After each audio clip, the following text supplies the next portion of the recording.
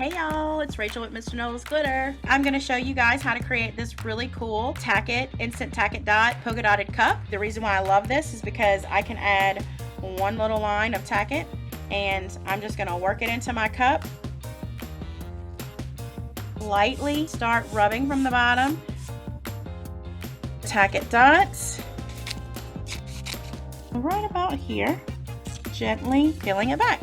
Sprinkle it. You can rub it in if you want to.